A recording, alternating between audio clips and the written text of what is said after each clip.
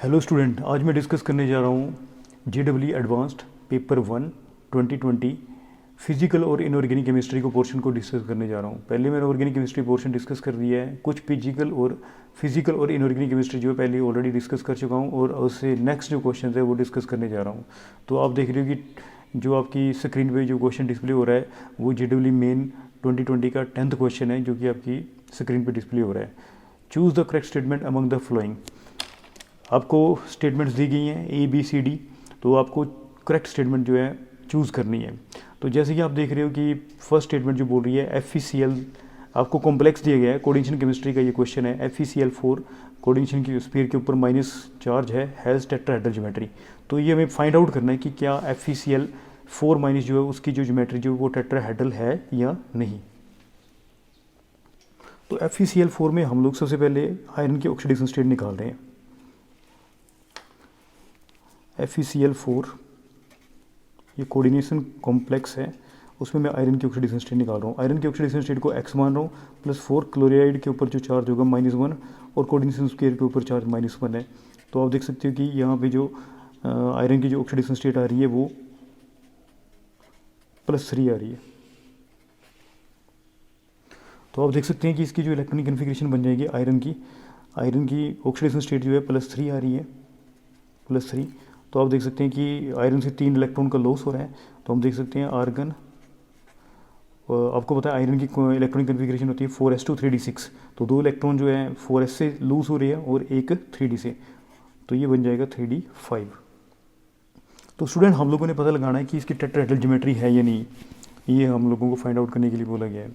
तो हम याद है हमें VBT थ्योरी के हिसाब से बात करें, वैलेंस बॉन्ड जो थ्योरी होती थी, तो उसके हिसाब से हम लोग देखें तो आयरन के केस में जो है एक 4s आ गया, 4s ऑर्बिटल होगा, और जो है अंदर जो है वो आपको पता है 3d ऑर्बिटल है, उसके बाहर जो है 4p। तो क्लोराइड जो है एक वीक फील्ड लिगेंड है, तो जिसकी वजह से इलेक्ट्रॉन की पेयरिंग नहीं होगी। तो आपको पता है कि ऑर्बिटल जो इलेक्ट्रॉन है they will remain in the d orbital. d orbital में इलेक्ट्रॉन जो है पेयरिंग नहीं होने की वजह से, क्योंकि क्लोराइड जो है वीक फील्ड लिगेंड है जिसकी वजह से इसमें पेयरिंग नहीं होगी। तो जो पेयरिंग नहीं होने की वजह से ये एक पैरामैग्नेटिक कैरेक्टर जो है बिहेव कर रहा है, और क्लोराइड आयन जो आएंगे वो नेक्स्ट, क्योंकि 4 क्लोराइड आयन है तो यहाँ पे पेयरिंग नहीं हो रही है। तो जो क्लोराइड आयन आएंगे, क्योंकि आपको पता है कि ये जो क्लोराइड आयन है अपने दोनों इलेक्ट्रॉन जो है आयरन के साथ शेयर कर रहा है, जिसकी वजह से इसके खाली ऑर्बिटल में इलेक्ट्रॉन जो है शेयर कर रहा है, जिसकी वजह से डेटी बॉन्ड की फॉर्मेशन हो रही है और कोऑर्डिनेशन कॉम्प्लेक्स की फॉर्मेशन होती है। तो अब जो 4 क्लोराइड आयन आएंगे वो जो है वो एक S में आएगा, 3 जो है किस में आएंगे, P में आएंगे। तो आप देख सकते हैं, तो इसमें जो हाइब्रिडाइजेशन हो रही है आप देख सकते हैं कि कौन सी हाइब्रिडाइजेशन हो रही है। आप देख सकते हैं कि क्लोराइड आयन जो है एक 4s में आ रहे हैं और 4p में आ रहे हैं, क्योंकि क्लोराइड आयन जो है अपने दोनों इलेक्ट्रॉन जो है वो शेयर कर रहा है, जिसकी वजह से डेटी बॉन्ड की क्या हो रही है, फॉर्मेशन हो रही है। तो यहाँ पे जो हाइब्रिडाइजेशन होगी वो कौन सी हाइब्रिडाइजेशन होगी, sp3 हाइब्रिडेशन। तो आप देख रहे हो कि FeCl4 माइनस जो कॉम्प्लेक्स है वो sp3 हाइब्रिडेशन को शो कर रहे हैं।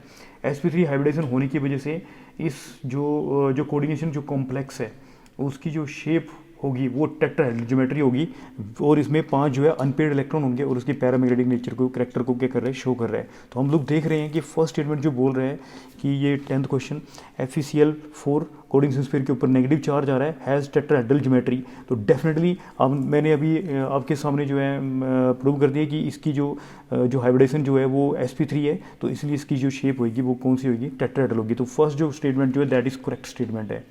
अब हम लोग सेकंड की B के बारे में बात करें कि जैसे कि आप देख रहे हो कि कोबाल्ट और इथिलीन डायमीन या इथेन 1,2 डायमीन बोलते हैं, आगे जो है न्यूट्रल लिगेंड है एंड अमोनिया, और उसके बाद जो है क्लोरिडो दैट इज़ जो है लिगेंड है। तो इस केस में बोल रहा है कि हैज़ 2 ज्योमेट्रिकल आइसोमर, 2 इसके ज्योमेट्रिकल आइसोमर है। तो अब हम लोगों को ये थोड़े आइसोमर्स ड्रॉ करने पड़ेंगे और हम लोगों ने देखना है कि कितने इसके ज्योमेट्रिकल आइसोमर्स बनते हैं।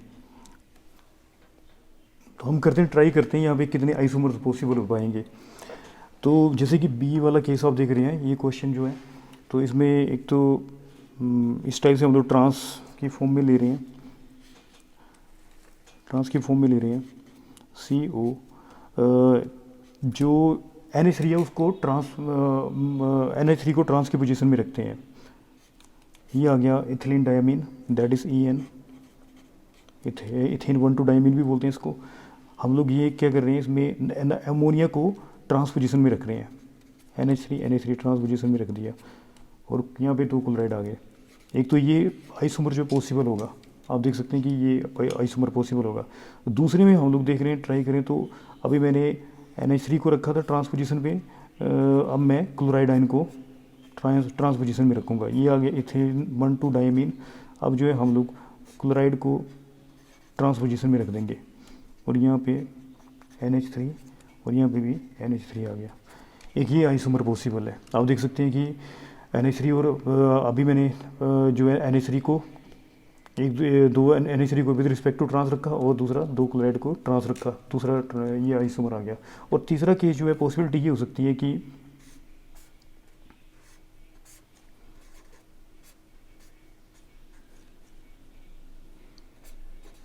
डायमीन इनको सिस की फॉर्म में रख दिया जाए,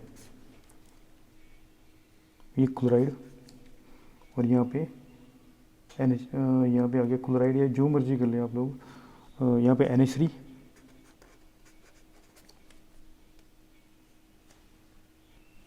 यहाँ पे भी NH3, यहाँ पे क्लोराइड, और यहाँ पे क्लोराइड, या फिर यहाँ पे क्लोराइड, यहाँ पे क्लोराइड, यहाँ NH3। तो आप देख सकते हैं कि जो है हम लोग देख रहे हैं कि CO, जैसे कि ये यहाँ पे बोला गया क्वेश्चन में, COEN, इथेन 1,2 डायमीन, और ये जो NH3 और जो NH3 और Cl2 जो है, इसके यहाँ पे जैसे क्वेश्चन में बोल रहा है कि 2 ज्योमेट्रिकल आइसोमर बनेंगे। तो हम लोगों ने यहाँ पे देखा कि यहाँ पे कितने आइसोमर पॉसिबल हैं, यहाँ पे 3 आइसोमर पॉसिबल है। तो ये जो कॉम्प्लेक्स जो है वो 3 ज्योमेट्रिकल आइसोमर जो है शो कर रहे हैं। तो ये स्टेटमेंट जो है रॉन्ग स्टेटमेंट होगी। अब जो C पॉइंट आ रहा है, काफ़ी इंटरेस्टिंग क्वेश्चन है। FeCl4- has high spin magnetic moment. इसका जो है मैग्नेटिक मोमेंट जो है वो ज़्यादा है इस वाले से। वो कैसे होगा हम लोग देखते हैं। स्टूडेंट पहले मैं दिखा चुका हूँ कि FeCl4- में 5 अनपेड इलेक्ट्रॉन है। मैग्नेटिक मोमेंट जो वो डिपेंड करते हैं अनपेड इलेक्ट्रॉन पे। यदि नंबर ऑफ अनपेड इलेक्ट्रॉन जो है ज़्यादा होंगे तो मैग्नेटिक मोमेंट जो है वो भी ज़्यादा होगा। चलो मैं आपको डीपली क्लियर करके बताता हूँ। वो मैंने VBD के हिसाब से बता दिया, मैं क्रिस्टल फील्ड स्प्लिटिंग के हिसाब से बता देता हूँ कि कैसे होगा। FeCl4 में क्या होता है कि जनरली अभी आपको बताया था कि जो आयरन की ऑक्सीडेशन स्टेट थी वो +3 थी, ऑक्सीडेशन स्टेट +3 थी। तो आपको पता है कि अभी जो इसके कन्फिग्रेशन बनेगी आर्गन 3D5 बनेगी। इतना क्लियर है सभी को। तो इसमें क्या होता है कि 4s2 2 इलेक्ट्रॉन 4s से लॉस हुए थे, और 1 इलेक्ट्रॉन जो है वो 3D से, क्योंकि Fe जो है 4s2 3D6 होता है। तो क्रिस्टल फील्ड स्प्लिटिंग के हिसाब से बात करें तो ये टेट्राहेड्रल का केस है। तो टेट्राहेड्रल के केस में जो स्प्लिटिंग होती है उसमें जो है आपको पता है ये क्लोरीन जो है वीक फील्ड लिगेंड है। और इसमें जो है जैसे कि आपको पता है ऑक्टाहेड्रल के केस में जो है T2G जो है नीचे होता है और EG जो है ऊपर होता है। पर इसमें जो है T2G तो नहीं यूज़ करते, इसमें T2 यूज़ करते हैं, और EG की जगह E का यूज़ होता है। E जो है जो E जो होगा वो नीचे होगा, E जो है वो नीचे होगा E, और जो T जो होगा वो ऊपर होगा। ऑक्टाहेड्रल के केस में T2G नीचे होता था और EG ऊपर होता था। तो यहाँ पे जो है रिवर्स हो जाएगा।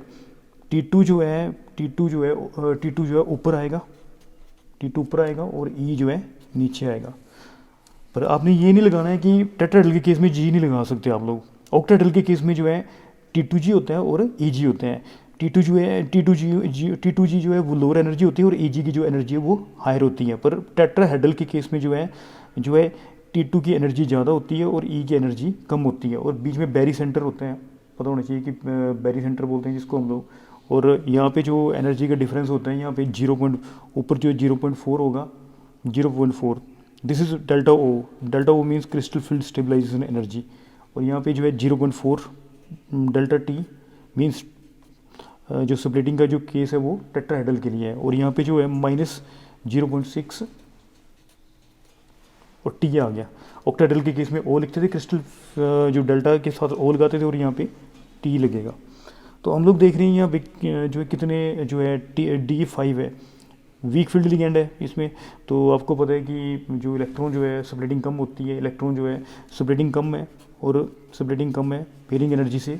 तो इसमें जो है इलेक्ट्रॉन जो है कहाँ पे जाएंगे, 5 इलेक्ट्रॉन है ऊपर चले जाएंगे, 1 2 3 4 और 5। तो आप देख सकते हैं कि यहाँ पे 5 अनपेड इलेक्ट्रॉन है। 5 अनपेड इलेक्ट्रॉन होने की वजह से what will happen, number of unpaired electron कितने हैं, 5 है, n=5। तो इसका जो मैग्नेटिक मोमेंट आएगा, मैग्नेटिक मोमेंट कैसे निकलता है हमें पता होना चाहिए कि मैग्नेटिक मोमेंट निकलता है n+2 बोर मैग्नेटॉन। तो इसमें आएगा, वैल्यू पुट कर देंगे 5 + 2 एंड दिस विल बी जो है अप्रोक्सीमेटली 5.92 बोर मैग्नेटॉन आएगा इसका मैग्नेटिक मोमेंट।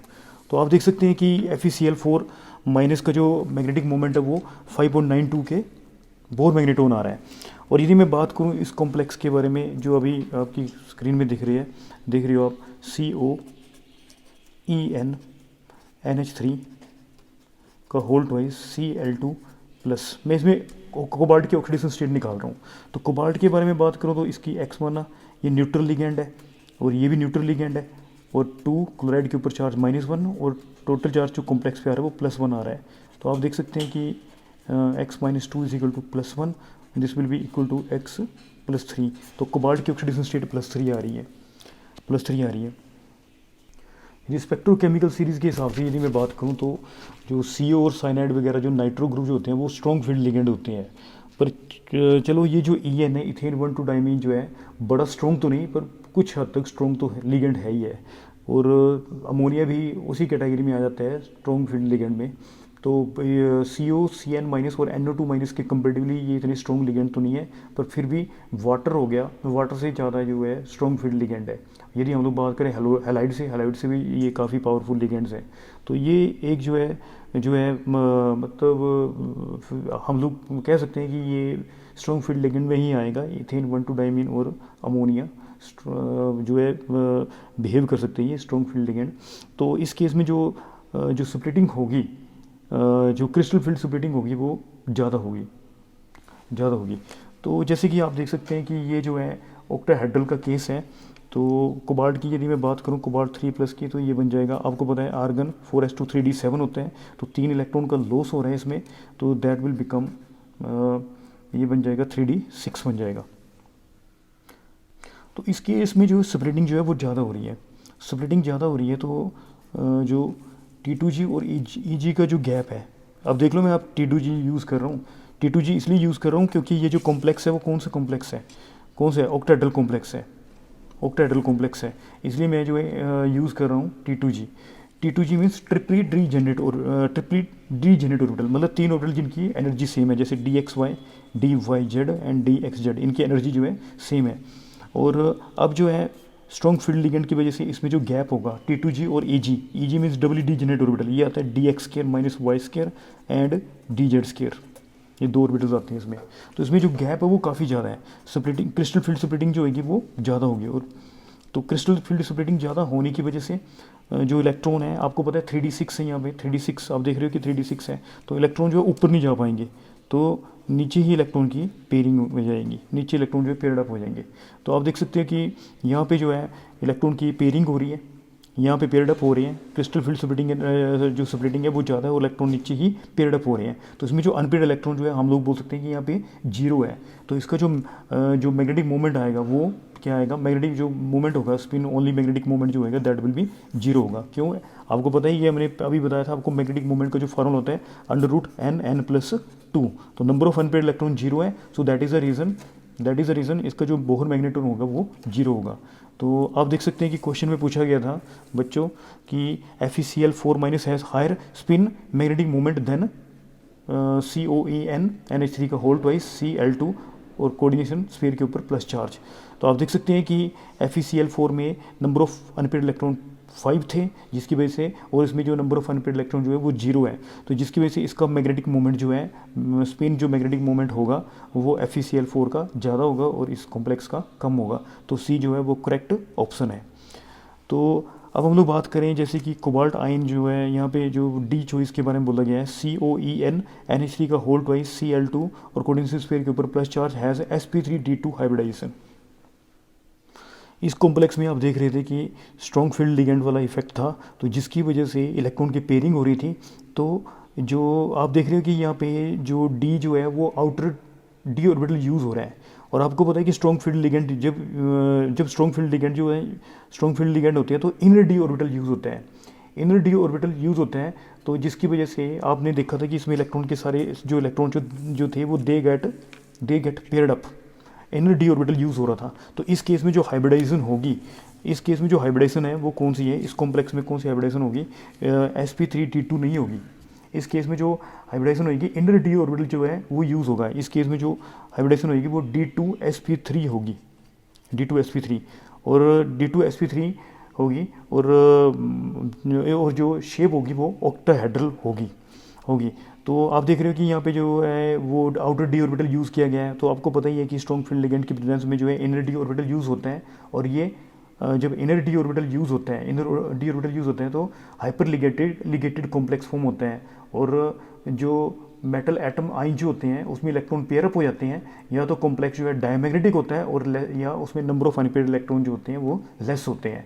तो और जो है और साथ में लो स्पिन कॉम्प्लेक्स की क्या होगी, फॉर्मेशन होगी। तो आप देख सकते हैं कि यहाँ पे जो है स्ट्रॉन्ग फील्ड लिगेंड ने जो है की वजह से इनर डी ऑर्बिटल जो है यूज़ होना चाहिए, तो इसकी जो हाइब्रिडेशन होनी चाहिए वो d2sp3 होनी चाहिए थी, और शेप जो है दैट शुड बी ऑक्टाहेड्रल होनी चाहिए। और यहाँ पे आप देख सकते हैं कि हाइब्रिडाइजेशन जो है इसने जो है आउटर डी ऑर्बिटल यूज़ किए हैं, जो कि पॉसिबल नहीं हो पाएगा क्योंकि ये स्ट्रॉन्ग फील्ड लिगेंड्स की प्रेजेंस में इनर डी ऑर्बिटल यूज़ होगा।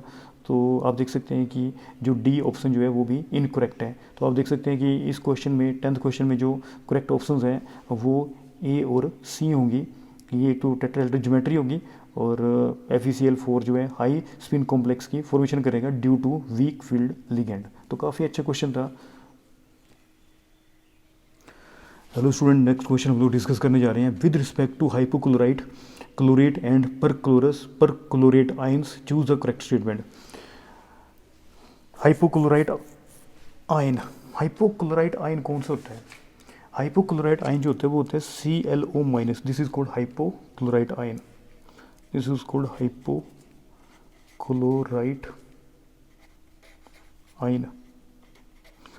और इसके बाद बोला है हाइपोक्लोराइट आयन और क्लोरेट आयन। क्लोरेट आयन जो होता है वो होता है ClO3-, this is called chlorate ion. और उसके बाद बोला गया है परक्लोरेट आयन, ये होता है ClO4-, this is called perchlorate ion. तो आपको क्लियर हो गया कि hypochlorite ion ClO-, chlorate ClO3-, और परक्लोरेट जो होगा वो ClO4-, ये आयन्स होते हैं। तो क्वेश्चन फर्स्ट पार्ट बोल रहे हैं the hypochlorite ion is the strongest conjugate base. Hypochlorite ion जो है वो स्ट्रॉन्गेस्ट कंजुगेट बेस है। हम लोग यदि बात करें एसिड के बारे में बात करें तो HClO4, इसका जो एसिड है परक्लोरेट आयन का जो एसिड होता है that is called perchloric acid, वो होता है HClO4। और जो क्लोरेट आयन है ClO3-, इसका एसिड होता है HClO3, this is called chloric acid. और जो ClO- है this is called hypochlorite ion, इसको बोलते हैं हाइपोक्लोराइट आयन। और इसका जो एसिड होता है that is called this is called hypochlorous acid HClO। इसको बोलते हैं इसको बोलते हैं परक्लोरिक एसिड, इसको बोलते हैं परक्लोरिक एसिड, इसको बोलते हैं क्लोरिक एसिड, और इसको बोलते हैं हाइपोक्लोरस एसिड। तो हम लोग यदि बात देखें तो इनमें से जो सबसे स्ट्रॉन्गर एसिड है वो HClO4 है, फिर HClO3 और HClO। ये क्यों है इसके लिए भी बता देते हैं कि यदि ऑक्सीडेशन स्टेट जो जैसे यहाँ पे जो हैलोजन है इसमें सभी मतलब जो है सभी में हाइड्रोजन, क्लोरीन और ऑक्सीजन है, सभी में आप देख रहे हो, ठीक है। तो इसमें जो क्लोरीन की ऑक्सीडेशन स्टेट जो है +7 आ रही है, इसमें ऑक्सीडेशन स्टेट जो है कितनी आ रही है, क्लोरीन की +5 आ रही है, और यहाँ पे जो ऑक्सीडेशन स्टेट जो है वो +1 आ रही है। तो ऐसे कंपाउंड में जिसमें ऑक्सीडेशन स्टेट जो है ग्रेटर होगी, उसका करेक्टर जो एसिडिक करेक्टर होगा वो उतना स्ट्रॉन्ग एसिड होगा। तो मैंने आपको बता दिया कि HClO4 को हम लोग पर क्लोरिक एसिड बोलते हैं, HClO3 को क्लोरिक एसिड बोलते हैं, और HClO4 को हाइपोक्लोरस एसिड बोलते हैं। तो अब इससे जो कंजुगेट बेस बनेगा, इससे कंजुगेट जो बेस बनेगा वो बनेगा ClO4-, इससे जो कंजुगेट बेस बनेगा वो ClO3-, और इससे जो कंजुगेट बेस बनेगा वो ClO-। हमें पता है कि जो स्ट्रॉन्गर एसिड होता है उसका कंजुगेट बेस जो है वीक होता है। तो ये जो बेस होगा, कंजुगेट बेस होगा, वो मोस्ट वीक, मतलब सबसे स्ट्रॉन्ग, मतलब वीक बेसिक होगा, मतलब सबसे वीक कंजुगेट जो बेस होगा वो वीक होगा, काफ़ी वीक होगा। आपको पता है कि ये जो एसिड, इसमें इन तीनों में कंपेयर करूँ तो HClO जो है वो सबसे वीक एसिड है। तो ये वीक एसिड है, तो इसलिए इसका जो कंजुगेट बेस होगा वो स्ट्रॉन्गर होगा। आप समझ रहे हैं ना कि जो स्ट्रॉन्गर एसिड होता है उसका कंजुगेट बेस जो है वीक होता है, और जो एसिड वीक होता है उसका कंजुगेट बेस जो है वो स्ट्रॉन्ग होता है। तो हम देख रहे हैं कि जैसे कि क्वेश्चन में बोला गया है, hypochloride ion, this is called hypochlorite ion, this is ClO- that is called hypochlorite ion is the strongest conjugate base। तो डेफिनेटली जो हाइपोक्लोराइड आयन जो है वो स्ट्रॉन्गर कंजुगेट बेस होगा, क्योंकि HClO जो है, जो हाइपोक्लोरस एसिड जो है वो वीक एसिड है, और उसका जो कंजुगेट बेस होगा वो स्ट्रॉन्ग होगा, इसलिए जो हाइपोक्लोराइड आयन जो है वो स्ट्रॉन्गर क्या होगा, कंजुगेट बेस होगा, डेफिनेटली होगा। तो आप देख सकते हैं कि फर्स्ट ऑप्शन जो है करेक्ट ऑप्शन है। उसके बाद जो हम लोग बात कर रहे हैं, the molecular shape of only chloride ion is influenced by the lone pair of electron of chlorine. Student, हम लोग देखें तो जो हाइपोक्लोराइड आयन उसकी शेप जो होती है वो लीनियर होती है, लीनियर शेप होती है। और यदि मैं बात करूं क्लोराइड आयन की बात करूं तो इसकी जो शेप है इस टाइप से होगी, ट्राइगोनल बाइपिरामिडल शेप होगी, और इसके ऊपर लोन पेयर होगा। और जो परक्लोराइड आयन ClO4-, तो इसमें कोई लोन पेयर नहीं आएगा, और ये जो है कौन सी शेप है, आप देख सकते हैं कि ये जो शेप होगी वो कौन सी शेप होगी, देख सकते हैं कि टेट्राहेड्रल शेप होगी। तो आप देख सकते हैं कि परक्लोराइड आयन की जो शेप है वो टेट्राहेड्रल है, और जो क्लोरेट जो आयन है उसकी जो शेप है ट्राइगोनल बाइपिरामिडल है, और जो हाइपोक्लोराइड आयन जो है उसकी जो शेप होगी वो लीनियर होगी। तो हमें पता है बच्चों कि जो लोन पेयर जो बॉन्ड पेयर रिपल्शन है, लोन पेयर जो बॉन्ड पेयर रिपल्शन है वो बॉन्ड पेयर रिपल्शन से ज़्यादा है, जिसकी वजह से ये जो शेप है डिस्टोर्टेड हो जाएगी, जो थी वो ट्राइगोनल बाइपिरामिडल शेप हो जाएगी, और ट्राइगोनल पिरामिडल हो जाएगी, जो शेप होगी वो ट्राइगोनल पिरामिडल हो जाएगी, और ये जो बॉन्ड एंगल होगा दैट विल बी डिक्रीज हो जाएगा due to lone pair bond pair repulsion, because lone pair bond pair repulsion is greater than bond pair repulsion. So that is the reason कि जो हम लोग बोल सकते हैं कि जो क्लोरेट आयन जो है is influenced by the lone pair of electron of chlorine की वजह से, कि जो इलेक्ट्रॉन क्लोरीन की जो लोन पेयर है उसकी वजह से इसकी जो शेप है वो इन्फ्लुएंस में हो जाएगी, डिस्टोर्टेड हो जाएगी। तो बी ऑप्शन के बारे में बात करें, the molecular shape of only chlorate ion is influenced by the lone pair of electron of chlorine. तो आप देख सकते हैं कि जो क्लोरेट आयन है दैट इज़ इन्फ्लुएंस्ड, उसकी जो शेप है वो डेफिनेटली जो है लोन पेयर की वजह से जो है इन्फ्लुएंस होगी, डिस्टोर्टेड हो जाएगी। तो बी ऑप्शन जो है सही है। क्यों भाई, परक्लोरेट में तो कोई लोन पेयर है ही नहीं, तो इसकी ज्योमेट्री में कोई फ़र्क नहीं पड़ेगा। और यदि मैं बात करूँ जो हाइपोक्लोराइड आयन है उसकी शेप तो ऑलरेडी लीनियर है, तो एक ही जो बोल सकते हो आप लोग कि क्लोरेट आयन है जिसमें एक लोन पेयर है, जिसकी वजह से इसकी जो ज्योमेट्री है, जो शेप है वो that will be get distorted या इन्फ्लुएंस्ड हो जाएगी। अब नेक्स्ट सी के बारे में बात करें, सी पॉइंट के बारे में, the hypochloride and chlorate ions disproportionate to give rise to identical set of ions. ये हम लोगों को चेक करना पड़ेगा, देखते हैं। तो हमें देखना है यहाँ पे कि हाइपोक्लोराइड और क्लोरेट आयन जो है डिस्प्रोपोर्शनेशन की वजह से क्या वो आइडेंटिकल सेट ऑफ आयंस देती है या नहीं देती है, वो हम लोगों ने चेक करना है। तो भाई सबसे पहले बात करें तो जो हाइपोक्लोराइड आयन है, हाइपोक्लोराइड आयन वो कैसे डिस्प्रोपोर्शनेट मतलब कौन कौन से आयन की फॉर्मेशन करते हैं। ये आ गया Cl minus plus ClO3 minus की फॉर्मेशन करेगा। डिस्प्रोपोर्शनेशन समझते हैं ना कि एक में ऑक्सीडेशन स्टेट जो है बढ़ जाएगी और दूसरे में ऑक्सीडेशन स्टेट जो है कम हो जाएगी। जैसे कि यहाँ पे बात करूँ, ये आ गया आपका हाइपोक्लोराइड आयन जो है इस टाइप से आप देख सकते हैं कि यहाँ पे जो ऑक्सीडेशन स्टेट होगी इसकी क्लोराइड की +1 होगी, यहाँ पे ऑक्सीडेशन स्टेट इसकी -1 होगी और यहाँ पे +5 हो जाएगी। तो आप देख सकते हैं कि यहाँ पे ऑक्सीडेशन स्टेट जो है कम हो रही है और यहाँ पे ऑक्सीडेशन स्टेट जो है वो क्या कर रही है, इंक्रीज़ कर रही है। तो इसका मतलब ये डिस्प्रोपोर्शनेशन रिएक्शन जो है शो कर रहा है कौन, हाइपोक्लोराइड आयन। हाइपोक्लोराइड आयन जो है वो डिस्प्रोपोर्शनेशन रिएक्शन शो कर रहा है।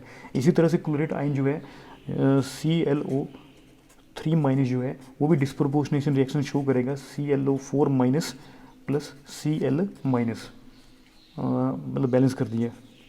बैलेंस करने के बाद आ गया ये। तो इसमें जो ऑक्सीडेशन स्टेट होगी +5 होगी, इसमें ऑक्सीडेशन स्टेट जो है दैट विल बी +7 होगी और यहाँ पे -1 हो जाएगी। तो आप देख सकते हो कि यहाँ पे ऑक्सीडेशन स्टेट बढ़ रही है और यहाँ पे ऑक्सीडेशन स्टेट जो है कम हो रही है। तो एक ही एलिमेंट की एक रिएक्शन के अंदर सेम एलिमेंट के एटम की यदि ऑक्सीडेशन स्टेट जो है बढ़ रही है और एक जगह पे जो है घट रही है, ठीक है, तो उस रिएक्शन को हम लोग क्या बोलते हैं, डिस्प्रोपोर्शनेशन रिएक्शन बोलते हैं। तो आप देख सकते हो कि हाइपोक्लोराइड आयन जो है वो भी डिस्प्रोपोर्शनेशन रिएक्शन शो कर रहा है और क्लोराइड आयन जो है वो भी डिस्प्रोपोर्शनेशन रिएक्शन शो कर रहा है। तो इसमें बोला है कि hypochloride and chloride ion disproportionation to give rise to identical set of ions. क्या ये आइडेंटिकल सेट ऑफ आयंस दे रहे हैं, दोनों क्या आइडेंटिकल सेट ऑफ आयंस दे रहे हैं। तो देख लो यहाँ पे जो है इनके जो आयंस है वो दोनों के क्या है, डिफरेंट है। तो इसका मतलब क्या है कि ये सी जो स्टेटमेंट है वो करेक्ट स्टेटमेंट नहीं है। तो hypochloride ion and chloride ions disproportionate to give rise to identical set of ions बोला था, तो ये आइडेंटिकल सेट ऑफ आयंस नहीं देते, तो इसलिए सी जो ऑप्शन होगी वो इनकरेक्ट ऑप्शन होगी। और उसके बाद आ गया the hypochloride ion oxidises the sulphide ion. तो डेफिनेटली हाइपोक्लोराइड आयन जो है वो सल्फाइड आयन को ऑक्सीडाइज करके सल्फेट की फॉर्मेशन करते हैं। आप देख सकते हैं रिएक्शन ClO माइनस, ये सल्फाइड ये होते हैं SO3 2 माइनस, तो इसको ऑक्सीडाइज कर देगा, ये बन जाएगा SO4 2 माइनस और प्लस क्या होगा Cl माइनस। तो आप देख रहे हैं कि SO3 2 माइनस को ये क्या कर रहा है, ऑक्सीडाइज करके सल्फेट की फॉर्मेशन कर रहे हैं। तो डेफिनेटली हाइपोक्लोराइड आयन जो है वो जो सल्फाइड आयन को ऑक्सीडाइज कर सकता है, तो काफ़ी पावरफुल ऑक्सीडाइजिंग एजेंट है। तो आप देख सकते हैं कि ये जो ऑप्शन होगी वो भी करेक्ट ऑप्शन होगी। तो आप देख सकते हैं कि कौन कौन से ऑप्शन करेक्ट हैं। एक हाइपोक्लोराइड आयन जो है स्ट्रॉन्गर कंजुगेट बेस है डेफिनेटली, क्योंकि ये वीक एसिड से, जो वीक एसिड होता है उसका जो कंजुगेट बेस होता है वो स्ट्रॉन्गर होता है, मैंने पहले एक्सप्लेन कर दिया। और उसके बाद जो molecular shape of only chloride ion is influenced by the lone pair of electron of chlorine. तो आपको बताया था कि जो क्लोराइड आयन होती है उसकी ट्राइगोनल बाईपिरामिडल ज्योमेट्री होती है, मेरे मुंह से निकल रहा है बार बार, ट्राइगोनल पिरामिडल ज्योमेट्री होती है, पिरामिडल ज्योमेट्री होती है। और उसकी ऊपर लोन पेयर की वजह से जो मोलिकुलर की शेप जो दैट गेट इन्फ्लुएंस्ड। और जो डी ऑप्शन है अभी मैंने आपको बताया कि हाइपोक्लोराइड आयन जो है स्ट्रॉन्ग ऑक्सीडाइजिंग एजेंट है, जो सल्फाइड को सल्फेट में इजीली कन्वर्ट कर सकता है। तो आप देख सकते हैं कि करेक्ट ऑप्शन जो है A-B-D होंगी।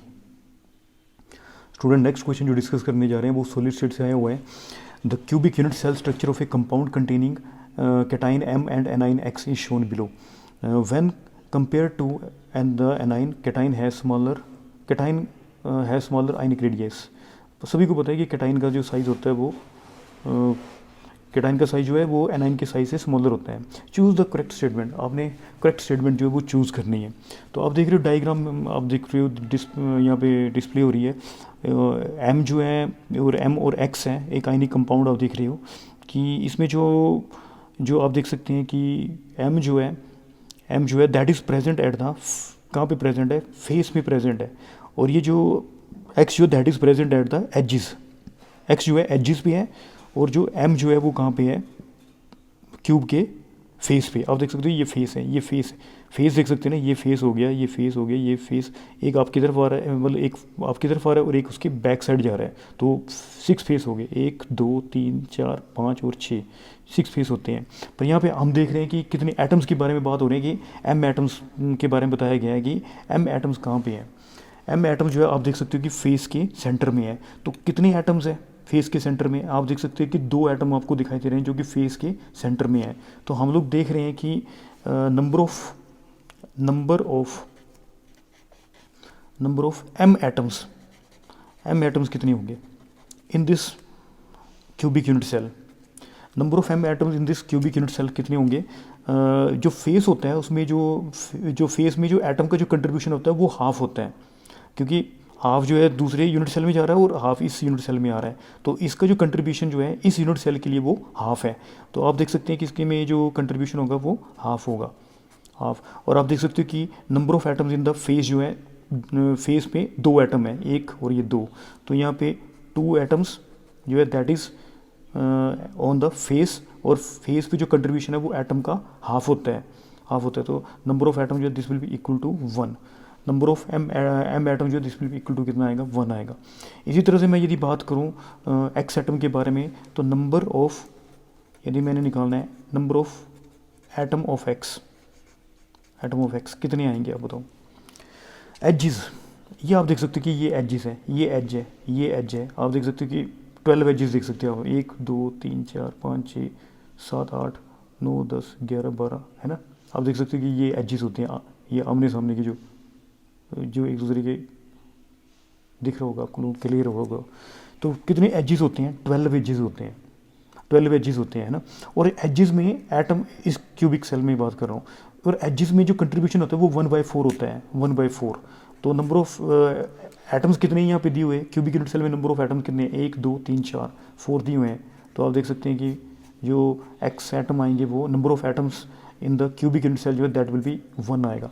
तो आप नंबर ऑफ एक्स एटम, जो number of atoms of X जो है that will be equal to 1, और नंबर ऑफ, अभी निकाला मैंने, नंबर ऑफ एम एटम जो है वो भी 1 आएंगे इस यूनिट सेल के लिए ना। आप देख सकते हैं क्यों, मैंने बता दिया आपको, क्लियर करवा दिया कि जो एम जो है that is present edge the face में जो कंट्रीब्यूशन होता है वो हाफ होता है, हाफ है ना, हाफ होगा, क्योंकि ये आधा दूसरे यूनिट सेल में जा रहा है और हाफ जो है इसमें आ रहा है, तो इसका हाफ कंट्रीब्यूशन होगा। तो नंबर ऑफ एटम देख सकते हैं आप, फेस में 2 हैं, इसलिए half into 2 that is equal to 1। इसमें आप देख सकते हैं कि जो एजेस पे जो कंट्रीब्यूशन जो है वो कितना होता है, 1/4 होते हैं। एच भी कितने एटम दिखाई दे रहे हैं यहाँ पे, 1 2 3 4। तो नंबर ऑफ एटम एक्स जो होंगे वो 1 होंगे।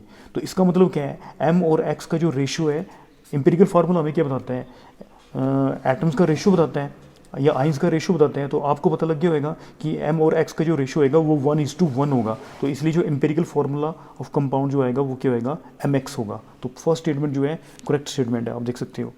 The cations m and anions x have different coordination geometries. Student यदि इनका रेशियो जो है 1:1 आ रहा है तो m और x का, तो इनका कोऑर्डिनेशन नंबर जो डिफरेंट नहीं हो सकता। तो ये स्टेटमेंट जो है मैं स्टेटमेंट से एग्री नहीं करूँगा। और दूसरी वे से हम देखें तो ये जो एटम है, एम एटम की बारे में बात करूं तो ये 4 जो एक्स है, जो एक्स जो एनाइन है, एक्स जो एम जो एनाइन जो है, एम जो है वो यहाँ पे आप देख सकते हो कि 4 जो एनाइन जो है इसको टच कर रहे हैं, 4 एनाइन जो है इस कैटाइन को टच कर रहे हैं। इसी तरह से आगे भी जो है 4 एनाइन जो है इसको क्या करेंगे, टच करेंगे, एक्सटेंडेड हो जाएगा ना। तो आप देख सकते हैं कि इसका कोऑर्डिनेशन नंबर जो है मेटल जो कैटाइन है उसका कितना आ रहा है, 8 आ रहा है। इसी तरह से जो एनाइन होंगे that is also surrounded by 8 cations. जैसे कि ये कैटाइन जो है सराउंडेड बाय 8 एनाइंस के द्वारा सराउंडेड होगा, 8 एनाइंस के द्वारा सराउंडेड है। उसी तरह से एनाइन जो है वो 8 कैटाइंस के द्वारा क्या होंगे, एनाइन जो है वो 8 कैटाइन के द्वारा क्या होंगे, सराउंडेड होंगे। तो इनका जो कोऑर्डिनेशन नंबर होएगा दैट इज़ कितना होएगा, दोनों का जो कोऑर्डिनेशन नंबर जो है एम और एक्स का वो 8 होगा। तो ये जो है बी जो है दैट इज़ जो बी जो है वो यहाँ पे इनकरेक्ट है। क्यों, क्योंकि यहाँ पे इसने बोला गया है कि डिफरेंट कोऑर्डिनेशन नंबर होंगे इनमें ज्योमेट्रीज में, तो डिफरेंट नहीं होंगे, वो दोनों के सेम होंगे। एम का भी कोऑर्डिनेशन नंबर 8 होगा, एक्स का भी कोऑर्डिनेशन नंबर 8 होगा। द रेशियो ऑफ, अगला सी ऑप्शन बोल रहा है, the ratio of M X bond length to the cubic unit cell edge length is 0.866। इस बात का मतलब क्या है, नेक्स्ट हमें बोला गया the ratio of M X bond length to the cubic unit cell length is. 0.866 ये बोला गया है। तो पहले आप देख सकते हो कि एम एक्स बॉन्ड लेंथ के बारे में बोला है कि मतलब यहाँ पे ये एम आ गया और ये एक्स आ गया। आप देख सकते हैं कि ये तो एक क्यूबिक यूनिट सेल है, पर इसमें भी छोटे छोटे जो है, ध्यान से देखो आप, तो छोटे छोटे क्यूब्स बन रहे हैं। इसी तरह से एक क्यूब यहाँ पे बन रहा है। आप देख सकते हैं कि ये एक क्यूब बन रहा है, ये एक क्यूब है, इस टाइप से एक क्यूब बन रहा है। आप ध्यान से देखो तो एक क्यूब की यहाँ पे भी दिखाई दे रहा है, एक क्यूब यहाँ पे हो रहा है, क्यूब बन रहा है यहाँ पे। तो ये और ये जो एम एटम और जो ये आप देख सकते हो कि एक्स एटम जो है, दे आर एक दूसरे के डायगोनल में है। ये दोनों एक दूसरे के डायगोनल में है। ये जो एम एटम है, this is called M atom, और ये जो एक्स एटम है, they are at the diagonal. तो हमें डायगोनल की लेंथ निकालनी है।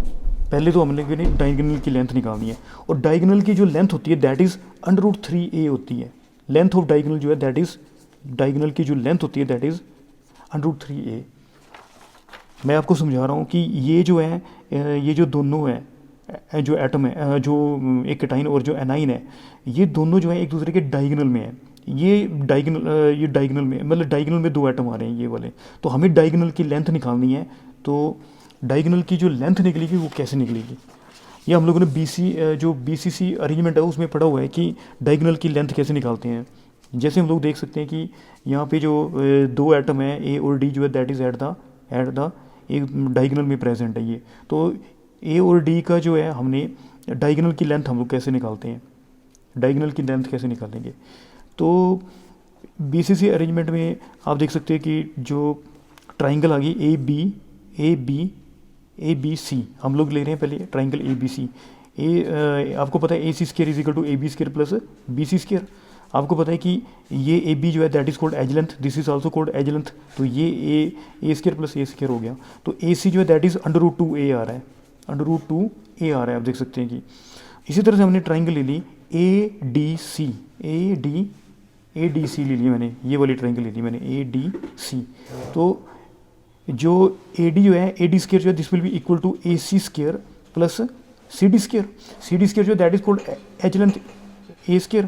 और हमने जो अभी निकाली AC की वैल्यू जो निकाली हमने, √2a आई, तो उसका √2a का स्क्वायर हो जाएगा। तो आप देख सकते हैं कि AD जो है this will be equal to √3a। What is AD जो है that is the length of diagonal. Length of diagonal कितनी होती है, √3a होती है। तो ये BCC के केस में हमें पता लगता है कि जो डायगोनल की जो लेंथ है दैट इज़ √3a। तो ये दोनों एटम जो ये एक्चुअली जो क्यूबिक यूनिट सेल है उसमें छोटे छोटे आप देख सकते हैं कि यूनिट सेल है, और ये भी एक यूनिट सेल है। और यूनिट सेल में ये जो M और जो केटाइन और जो एनाइन जो है, दे आर एट द, मतलब डायगोनल में है ये दोनों एक। तो इस डायगोनल की जो लेंथ होगी दैट इज़ क्या होएगा, √3a। नहीं होगी a, √3a/2। क्यों, क्योंकि इस क्यूबिक यूनिट सेल है उसकी जो लेंथ है दैट इज़ a है। जो क्यूबिक यूनिट सेल है उसकी जो लेंथ है दैट इज़ a है। तो ये एक छोटा, आप देख सकते हैं कि ये एक छोटा यूनिट सेल बन रहा है। तो इसकी जो एज लेंथ होगी वो a/2 होगी। तो इसलिए डायगोनल जो लेंथ है इस केस में √3a/2 होगी। आपको समझ आ गया ना, क्लियर हो गया कि मैंने आपको सिंपल सी बात बताई कि ये जो एक क्यूबिक यूनिट सेल है इसमें भी छोटे छोटे जो है यूनिट सेल्स आ रहे हैं। आप देख सकते हैं कि इस एक यूनिट सेल यहाँ पे आ रहा है, और इस यूनिट सेल की जो लेंथ है वो दैट इज़ क्या आ रही है, a/2 आ रही है। आप देख सकते हैं कि मतलब ये आप देख सकते हैं कि यहाँ पे दो वो आ गए यूनिट सेल आ गया आपके फ्रंट में, दो यूनिट सेल आ रहे हैं छोटे छोटे। तो इसकी जो इस वाली यूनिट सेल की जो एज लेंथ होगी वो a/2 होगी। और ये दोनों एटम जो है एक दूसरे के डायगोनल में है, और डायगोनल की जो लेंथ होती है दैट इज़, मैंने बता दिया, √3 और एज लेंथ इस केस में क्या होएगा, a/2। तो इसलिए डायगोनल की जो लेंथ आएगी वो क्या आएगी, √3a/2 होगी। तो दैट इज़, मैंने आपको बता दिया कि जो MX की केस में जो MX जो बॉन्ड लेंथ आ रही है वो क्या आ रही है, MX जो बॉन्ड लेंथ आ रही है, बॉन्ड लेंथ ऑफ MX जो है this will be bond length of MX जो है this will be equal to √3a/2। ये क्लियर हो गया होगा आपको। तो अब इसने बोला है क्वेश्चन में, आप देख सकते हो कि ratio of MX bond length to cubic cubic unit edge length. तो आप देख सकते हो कि रेशो निकालना है, हमने रेशो निकालने के लिए बोला गया है। Bond mx bond length over cubic unit cell है उसकी जो एज लेंथ है दैट इज ए। जो क्यूबिक जो यूनिट सेल है उसकी एज लेंथ कितनी है, ए। तो इनका जो रेशो निकालने के लिए हमें बोला गया है, तो इनका जो रेशो है this will be equal to, A से कैंसिल हो जाएगा, √3 बाई जो 2 होता है this will be equal to 0.866 होगा। तो आप देख सकते हैं कि ratio of mx bond length to the cubic unit cell edge length जो है वो this will be equal to 0.866 होगा। स्टूडेंट नेक्स्ट ऑप्शन के बारे में बात करें तो radius of cation over radius of anion that is called radius ratio. हमें पता है कि radius of cation over radius of anion जो होता है that is called radius ratio. और आपको पता है क्यूबिक यूनिट सेल है, क्यूबिक जो यूनिट सेल होता है उसके लिए जो रेडियस रेशो होती है वो 0.732, उसके लिए जो रेडियस रेशो होती है वो 0.732 टू 1.0 के बीच में होती है। तो इसमें आप देख सकते हैं कि यहाँ पे जो रेडियस रेशो बोली गई है वो 0.414 बोली गई है, जो कि मतलब इस रेंज में नहीं है। तो ये जो है डी जो है दैट इज़ इनकरेक्ट ऑप्शन होगी। तो आप देख सकते हैं कि इसमें जो है ए और जो सी है दैट इज़ करेक्ट ऑप्शन है। तो ये क्वेश्चन मैंने करवाया, काफ़ी अच्छे क्वेश्चन थे सॉलिड स्टेट के। तो सॉलिड स्टेट के फिजिकल और इनऑर्गेनिक केमिस्ट्री के काफ़ी मज़ा आ रहा है इन क्वेश्चन को सोल्व करने में, काफ़ी इन्जॉय फील कर रहा हूँ मैं। मुझे लग रहा है कि आप भी इन्जॉय फील कर रहे होंगे और आप भी नेक्स्ट वीडियोस का वेट करें। मैं बिल्कुल डीपली करवा रहा हूँ, आपके पूरे फंडामेंटल क्लियर करने की कोशिश कर रहा हूँ। कोई भी मेरे से मुझे लगता है कि जहाँ पे जो है फंडामेंटल क्लियर कराना चाहिए वहाँ पे मैं करवा रहा हूँ। तो आप ऐसे ही मेरी वीडियोस देखते रहें। Thank you for watching.